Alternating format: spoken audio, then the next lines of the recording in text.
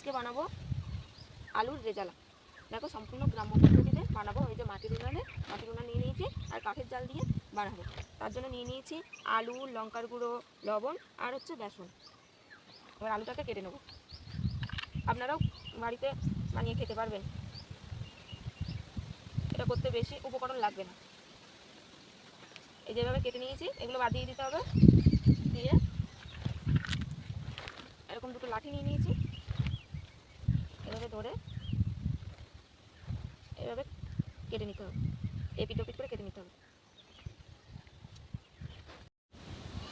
দেখো আলুগুলো এভাবে কেটে নিয়েছি, এবার ধুয়ে নেব।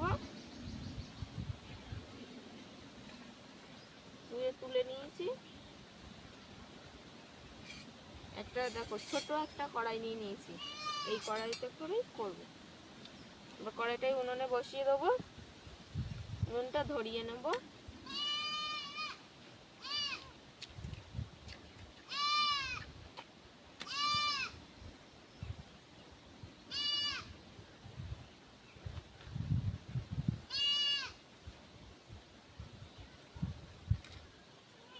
এর মধ্যে জল দিয়ে দেবো।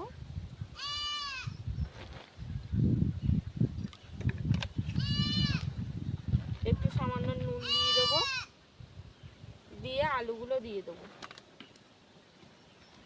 দিয়ে সেদ্ধ করে নেব। এই যে আলুগুলো সেদ্ধ হয়ে গেছে, এবার তুলে নেব একটা একটা করে। এতে একটু জল দিয়ে দেবো, একটু ঠান্ডা হবে।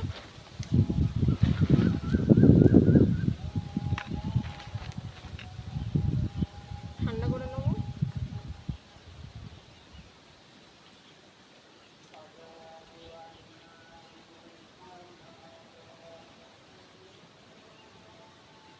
এতে একটু লঙ্কার গুঁড়ো দিয়ে দেবো,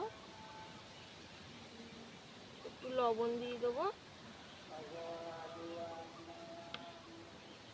আর বেসন দিয়ে দেবো, দিয়ে ভালো করে মাখিয়ে নেব। কড়া গরম হয়ে গেছে, কড়াতে আমি সরষের তেল দিয়ে দেবো। আপনারা চাইলেও সাদা তেল দিতে পারেন। পরিমাণ মতো সরষের তেল দিয়ে দেবো।